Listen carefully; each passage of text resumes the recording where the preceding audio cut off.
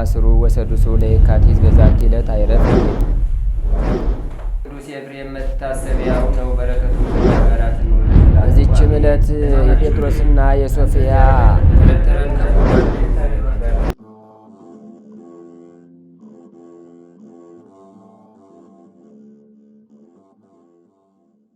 በስመ አብ ወወልድ ወመንፈስ ቅዱስ አሐዱ አምላክ አመ ዕስራ ወሰዱሱ ለታኅሳስ በዛቲ ዕለት ኮነት ሰማዕት ቅድስት አንስጣስያ እምሀገረ ሮሜ።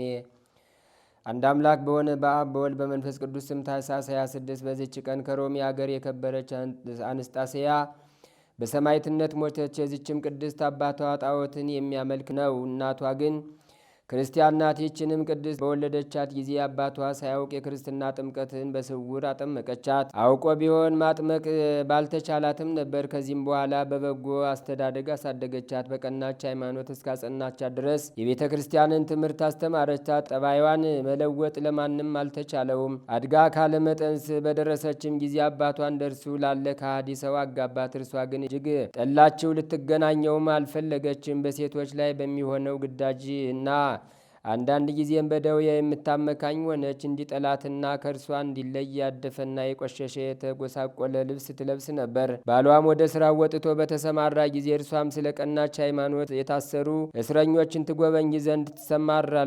ታገለግላቸውም እና የሚሹትን ትሰጣቸዋለች። ባሏም ይህን የምትሰራውን ባወቀ ጊዜ ወደ ውጭ እንዳትወጣ በቤት ውስጥ ዘጋባት። እርሷም ከእጁ ያወጣት ዘንድ አዘውትራ በመረረ ልቅሶ ወደ እግዚአብሔር የምትለምን ሆነች። ጌታችንም ልመናዋን ሰምቶ ያንን ሰው አጠፋው። እርሷም በሞቱ ደስ አላት። ከዚህም በኋላ ለድሆችና ለምስኪኖች ስለ ቀናች ሃይማኖትን በመታመን ለታሰሩ እስረኞች ገንዘቧን ሁሉ ሰጠች። የሮሚ አገረ ገዥም ስጋዋን በስራ ዜናዋን በሰማ ጊዜ መልእክተኞችን ልኮ ወደ እርሷ አስመጣ። ስለ ሃይማኖታም ጠየቃት። ክርስቲያን እንደሆነች በፊቱ ታመነች። ቃል ኪዳንን በመግባትም ተናገራት። ከበጎ ምክርዋ ወጥቶ ወደ ክህደት ሊያዘነብላት አልቻለም። በዚያንም ጊዜ በብዙ በተለያየ ስቃይ አሰቃያት። ከዚህም በኋላ ወደ ባሕር ያሰጥሟት ዘንድ አዘዘ። ባሕሩም በሕይወቷ ተፋት። ዳግመኛም በአራት ካስማ መካከል አስተኝተው ዘርግተው አስረው ታላቅና ጽኑ የሆነ ግርፋትን ይገርፏት ዘንድ አዘዘ። መኮንኑም እንዳዘዘ አደረጉባት። ግን ምንም ጉዳት አልደረሰባትም። ከዚህም በኋላ ወደ አዘጋጁላት የእሳት ማንደጃ ውስጥ ይጨምሯት ዘንድ አዘዘ። በጨመሯትም ጊዜ ነፍሷን በእግዚአብሔር እጅ ሰጠች። በመንግሥተ ሰማያትም የሰማዕትነት አክሊልን ተቀበለች። ለእግዚአብሔር ምስጋና ይሁን፣ እኛንም በጸሎቷ ይማረን፣ በረከቷም ከእኛ ጋር ይኑር ለዘላለሙ አሜን። ሰላም ለአንስጣስያ ጣዖተ አቡሃ መኒና እንተ ተለወት ፍጹመ ሃይማኖተ እማክ እስከ ኮነን እልው በዋዕየ እሳት አርሰና ወሰላም ካይበ ለብጽት ዮልያና ዘተሳተፈት ክብረ ሰማይ ተሃደ ከዊና። በዚችም ቀን የከበረች የሰማዕት ዮልያና መታሰቢያዋ ነው። የጻድቁ አቦሊም መታሰቢያው ነው። በረከታቸውም ከእኛ ጋር ትኑር ለእግዚአብሔር ምስጋና ይሁን ለዘላለሙ አሜን። ሰላም ለአቦሊ እንተጸለየ ጸሎተ በንተ ሲሳዩ አራዙን ዘይህል ምንተ ወዲበዝኒ ወሰከ ዲበ ስጋው መቅሰፍተ ወይውየግር ርእሶ ውስተ ቀላየ ባሕር መትሕተ እንዘ ገሪሁ የአስር ዲበ ዕፅ መልዕልተ። አንድ አምላክ በሆነ በአብ በወልድ በመንፈስ ቅዱስ ስም ታኅሳስ 27 በዚችም ቀን የከበረ ኤጲስቆጶስ አባ አብሳዴ በሰማዕትነት ሞተ። በዚችም ዕለት የአባ በጉዕ እና የአባ ፊልጶስ የሰማዕታት ፍጻሜ የሆነ የኖላዊ መታሰቢያቸው ነው። መድኃኒታችንም የስቅለቱ መታሰቢያ ነው። ዛቅረብኩ ማሕሌተ ዘኪርያ ይላፈም ለተጸምዱ ከዘልፈ ለላ አነብብ ተወከብ ዘንዴተ የመጽሐፈን ተረሰይ ከግዚኦ ጸዲቀ መበለት ኩፈም ላውላን ዘተርፈ ነቢያት ቅዱሳን ሐዋርያት ሰባክያን ሰማዕታት ጻድቃን ደናግል አዲሁ መነኮሳት ሄራን ባርኩ ባርኮ ጉባኤ ዛቲ መካን እስከ አረጋዊ ሊቆንውስ ሕፃን ለዘጻፎ በክርታስ ወለዛ ጻፎን ዘይደርስ ወለዛ አንብቦ ለዘተርጎሞ በልሳን አዲስ ወለዘ ሰማ ቃሎ በዝነ መንፈስ በጸሎተሙ ማርያም አራቂተ ኩሉም ባይ ስቡረ የመሐረነ ኢየሱስ ክርስቶስ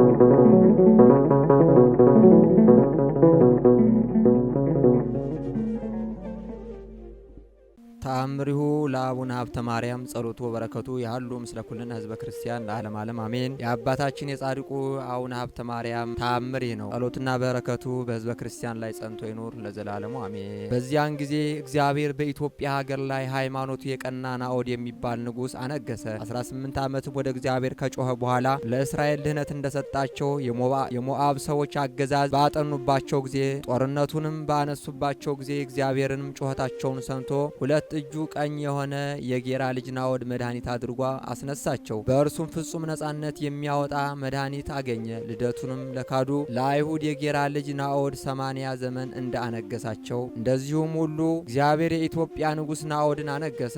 ንዑድ ክቡር የሚሆን አባ ሀብተ ማርያም ግን እህል ሳይቀምስ በጾሙ ስጋውን ከአጥንቱ ጋር ተጣብቆ ጌታ ተገልጦ ወደ ንጉሥ ወደ ናዖድ ሂደ የገለጽኩልህን የሚስጥር መጽሐፍ ስጠውና በሀገር መብረቅ አመጣለሁ አልህ ብለህ ንገረው አለው።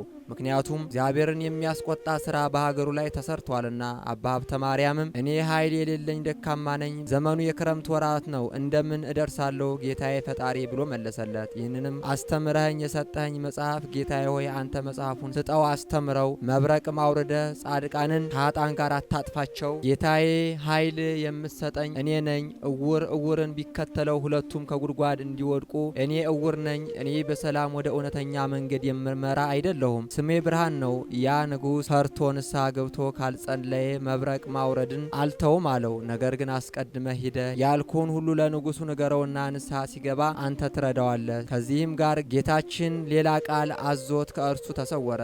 አባታችን አቡነ ሀብተ ማርያም ግን የጌታን ቃል ፈርቶ እንደተፋጠነ ወደ ንጉሡ ሄደ። በደረሰም ጊዜ ጌታ የሰጠውን መጽሐፍ ሰጥቶ አስተማረው። የላከውንም ሁሉ ነገረው። የመብረቁም መውረድ አመልክቶ አስረዳው። ንጉሡም መልእክቱን ከሰማ በኋላ ይህንን መጽሐፍ ተቀብሎ ከእግዚአብሔር እንደታዘዘ አውቆ ደንግጦ አዘዘ። ከዚህም በኋላ የዚህን መጽሐፍ ትርጓሜ የሚያውቅ ከካህናቱ አንዱን ጠርቶ ንጉሡም እስኪ ይህን የመልእክት መጽሐፍ መርምረህ ሚስጥሩን ንገረኝ። ካህኑም መርምሮ ትእዛዙን ለንጉሡ ነገረው። ንጉሡም አቡነ ሀብተ ማርያምን ያለንባቸውም ዘመናት ክፉ እንዳይሆኑ ስለ እኛ አንተ ጸልይልን እንጂ አንተ ካልጸለይ ከሀገራችን ከመከራ አትድንም አለው። አባታችን አቡነ ሀብተ ማርያምም እግዚአብሔር ይርዳን እንጂ ይሁን እጸልያለሁ አለው። ከዚህም በኋላ ንጉሡ ለአቡነ ሀብተ ማርያም ስራው ልዩ የሆነ የከበረ መስቀልን ሰጥቶ አባቴ ሆይ መስቀሉን ባየህ ጊዜ ቁጥሩ ንዑድ ክብርት በምትሆን ጸሎት አስበኝ። አባታችን አቡነ ሀብተ ማርያም መስቀሉን አክብሮ ከተቀበለ በኋላ ንጉሡን ያጸናው፣ ጠላቱንም ድል እንዲነሳለት በጸሎት ይረዳው ነበር። ከዚህም በኋላ አባታችን አቡነ ሀብተ ማርያም ከንጉሡ ተሰናብቶ ተመልሶ ወደ ቤቱ ገባ። ንጉሡም ስላማጸነው ቃል እንደ ልማዱ በጾም በጸሎት በስግደት ጽኑ በሆነ ልቅሶ ዘወትር እየጸለየ በትጋት ኖረ። ጸሎቱንም ከፈጸመ በኋላ ዳግመኛ ጌታ አቡነ ሀብተ ማርያምን ንጉሡን ስራህንና ድካምን አይቻለሁ፣ ጸሎትንም ተቀብያለሁ በለው። በቸነፈር ጥቂት ሰዎች ይሞታሉ እንጂ መቅሰፍት መዓቴ ከአንተ ከሀገር የታዘዘብ መቅሰፍቴ ይርቃል በለው አለው። አባታችን አቡነ ሀብተ ማርያምም ስለ ንጉሡ ነገር ጌታ የነገራቸውን ሰምቶ ወደ ንጉሡ ላከ። ኢያሱ ተልኮ ወደ ንጉሥ ሂዶ የተላከውን መልእክት ለንጉሡ ነገረው። ንጉሡም ይህንን ነገር ሰምቶ እጅጉን ደስ አለው። ንጉሡም አንዱን መስቀል ለመምህሩ ከሰላምታ ጋር ሰደደለት። አንዱን መስቀል ለመልእክተኛው ለአባ ኢያሱ ለራሱም ይሁን ብሎ ሰጠው። ንጉሡ የላከለት ለመምህሩ አደረሰ። አባ ሀብተ ማርያምም ለንጉሥ የተደረገውን ተአምራት ለወዳጆቹ ምስጢርን የሚገልጥ የእግዚአብሔርን ስራ አደነቀ። ከዚህም በኋላ በንጉሥ ሀገር መብረቅ ቸነፈር ወጥቶ ጻድቁ በተናገሩት ምልክት ጥቂት ሰውን ገደለ። ይህ በተደረገ ጊዜ የተወረወረውን የሚያውቅ አቡነ ሀብተ ማርያም ሁሉ እንዲያደርግ አወቀ። የጻድቁ ልመና ክብሩ ይደርብና አነሳስቶ ላስጀመረን አስጀምሮ ላስፈጸመን ለልዑል እግዚአብሔር ክብር ምስጋና ይግባው ለዘላለሙ አሜን። የጠፋውን ይሰበስብ ዘንድ የመጣ እረኛ፣ የጠፋውን ይረዳ ዘንድ የመጣ እረኛ ወያስተጋብ ዝርዋነ የተሰበሰቡትንም የተበተኑትን ይሰበስብ ዘንድ የመጣ እረኛ የተበተኑትን ይሰበስብ ዘንድ የመጣ እረኛ መጻ ሀቤነ ወደኛ መጣ አለ ቅዱስ ያሬድ። በዛሬው ዕለትም ቅዱስ ያሬድ ሲናገር ኖላዊነ መጻ ሀቤነ እረኛችን ወደኛ መጣ አለ። ምናችን ወደኛ መጣ? እረኛችን ወደኛ መጣ። ወደኛ የመጣ እረኛችን፣ እኛን የሚያውቀን እረኛችን ጠባቂያችን ክርስቶስ ነው። ክርስቶስ ነው። አዎ በጎቹ ከሌላው ይሸሻሉ አለ፣ ሌላውን አይከተሉትም አለ፣ ድምፁን አያውቁምና። ሐዋርያት ናቸው ክርስቶስን አውቀውት የተከተሉት። 72 አርድእት ናቸው። 36ቱ ቅዱሳት አንስት ናቸው ክርስቶስን አውቀውት የተከተሉት። አዎ ይህንን ምሳሌ ክርስቶስ ሲናገር እነርሱ አልገባቸውም ነበረ።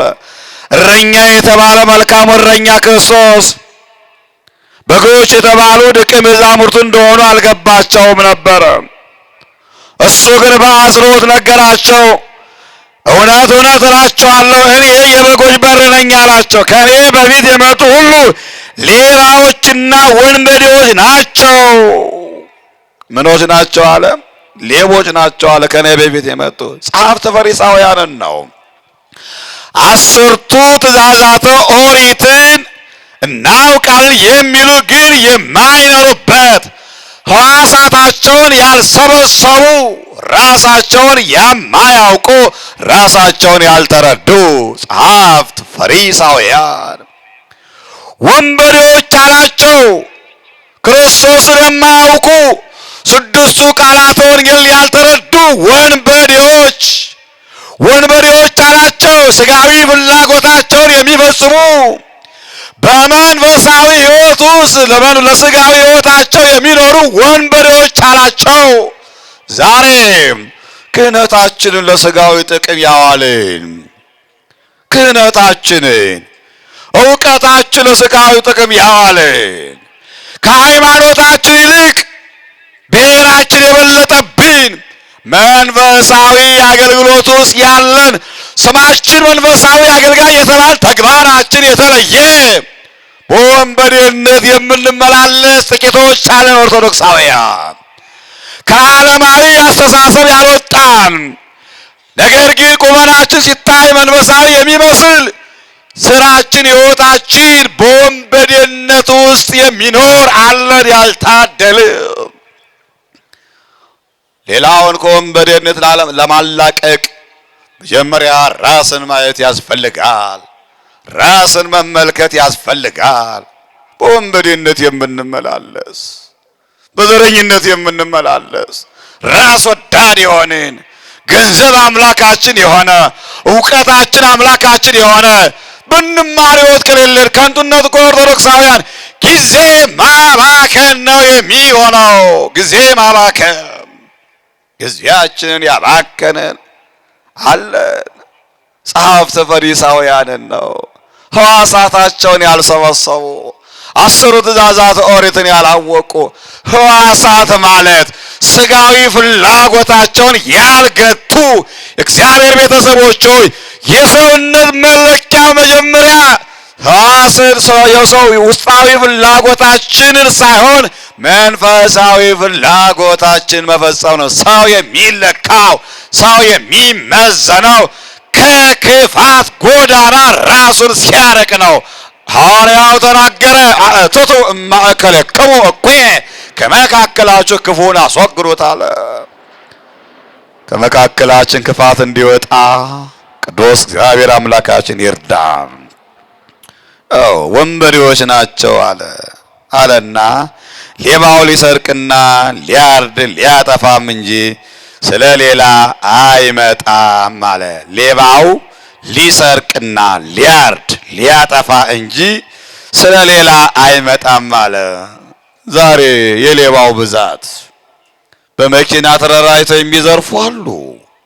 ተደራጅተው ዛሬ በጎቹን የሚያርዱ አሉ። ሰውን በማረድ የሚረካ እኔ ይገርመኛል። ሰውን ባንወደው ለምን ጠላ ነው? ለሰው ደግ ባናደርግ ለምን ክፉ እናደርጋለን? በሕይወት እንዲኖር እንኳን ባንረዳው ለምን እናርደዋለን? ሰው እንዴት ይታረዳል? ምዕመናን፣ ሰው እንዴት ይገደላል? የሰው ልጅ ጭካኔው ጽዋ ሞላ። በይበልጥ ኢትዮጵያ ምድር ላይ ኢትዮጵያዊ የቅዱሳን ወገን የጻድቃን ወገን ሆኖ ሳለ ቅዱስናውና ጽድቁን እንኳን ባይጎናጸፍ እንዴት የክፋት ማደሪያ ይሆናል? ሰው ተጨካከነ። አንዱ በአንዱ ላይ እጁ ጨከነ። የሰው ልጅ እንደ በግ ታረደ። ኢትዮጵያ በደም ጨቀየች። ሌላው አለ ሊያርድና ሊያጠፋ ነው የሚመጣው አለ። በእረኝነት መካከል ብቅ የሚሉ አንዳንድ አካላት የሰው ልጅን አሰቃዩት፣ የሰው ልጅን አንከላቱት። ሰው ልጅ ተቅበዘበዘ፣ ባከነ። ሰምታችኋል በየሚዲያው ሕፃናትን የሚያርዱ የቤት ሰራተኛ ሕፃናትን የሚያርዱ። ይህ ሕፃን አንገት ይሳማል እንጂ እንዴት ቢላ ያርፍበታል? ይህ ሕፃን ወዙ እኮ ደስ ይላል፣ ደሙ እንዴት ደስ ይላል! ምእመናን ሕፃን እንዴት ይታረዳል? የሚያሳዝን ጊዜ ላይ ነው ያለነው። ደሞዝ እየከፈልናቸው የሚያርዱን እንዴ! ከየት ወዴት ነው? ደሞዝ እየከፈልን ሰራተኛ ብለን አስቀምጠን ልጆቻችን የሚያርዱን የሚያርዱብን እንዴት አይነት ዘመን ላይ ነው ያለነው? ከየት ወዴት ነው ታሪካችን? ሕይወታችን ምን ይመስላል? መጨረሻችን ምንድን ነው? እንዲህ እየተራረድን መቀጠል ነው ዓላማችን? ወይስ ዘመኑ በቃ ይል ይሆናል? ወይስ የሚቆምበት ዘመን ይኖራል? አሁን ላይ ሞት ብርቃችን አልሆነ። ሞት ተለማመድን። የሰው መታረድን ተለማመድን።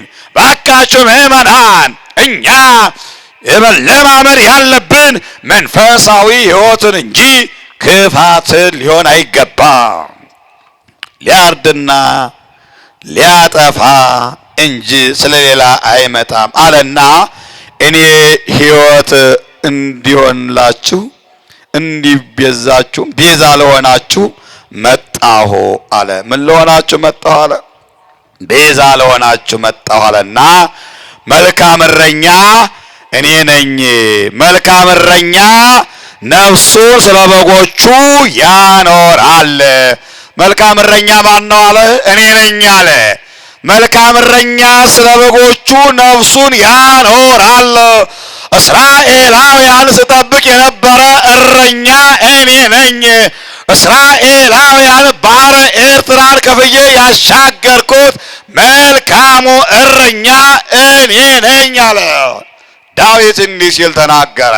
መዝሙረ ዳዊት መዝሙር 80 ቁጥር 1 ላይ እንዲህ አለ ቅዱስ ዳዊት ሲናገር ኖላዮሙ ለእስራኤል አጽም፣ የእስራኤል ጠባቂያቸው ሆይ አድምጥ አለ። ዘርዔሆሙ ከማባጋ ዮሴፍ ዘትርእዮሙ ሲል ነው መተርጉማኑ ያቃኑታል። ዮሴፍን በጎች እንደጠበቅ የእስራኤል ጠባቂያቸው ሆይ አድምጥ። ዘይነብር ዲበ ኪሩቤል አስተርአየ፣ በኪሩቤል ላይ የምትቀመጥ ተገለጥ። በኪሩቤል ላይ የምትቀመጥ ተገለጥ። ኦርቶዶክሳውያን እስራኤላውያን የረዳ እስራኤላውያን የጠበቀ የሰማ እኔና እናንተንም ያድምጠን። አንተ እስራኤላውያንን የኤርትራን ባህር ከፍለህ ያሻገርክ አድምጥ አለ ቅዱስ ዳዊት። አድምጠን አለ። ዛሬም በጎቹ ይህን ድምፅ ሊያሰሙ ይገባል። ኢትዮጵያውያንና ኢትዮጵያውያት የእስራኤል ጠባቂያቸው ሆይ አድምጠን። ጠባቂ አጥተናል፣ እረኛ አጥተናል። አንተ ጠብቀን፣ አንተ ተመልከተን፣ በምሕረት ዓይን ጎብኝልን ነው ይገባል። እንደሱ አይነት ቸር ጠባቂ አጥተናል። ኦርቶዶክሳውያን ቅዱስ ያሬድ ተናገረ። ወመኑ መሐሪ ዘከማከ፣ እንዳንተ ያለ ቸር፣ እንዳንተ ያለ ደግ፣ እንዳንተ ያለ በጎ ማን ነው አለ።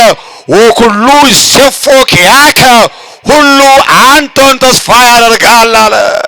ልጆቻችሁን ተስፋ ያደረጋችሁ፣ ዘመዶቻችሁን ተስፋ ያደረጋችሁ፣ ስልጣን ተስፋ ያደረጋችሁ፣ ጉልበት ተስፋ ያደረጋችሁ፣ እውቀት ተስፋ ያደረጋችሁ ሁሉ የሚያልፍ ነው።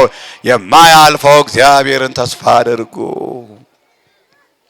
ሁሉ አንተን ተስፋ ያደርጋል። ድሃውም ሀብታሙም ተስፋ የሚያደርገው እሱን ነው። በማንነቱ የተገፋውም ያልተገፋውም ተስፋ ሊያደርገው የሚገባው እሱን ነው።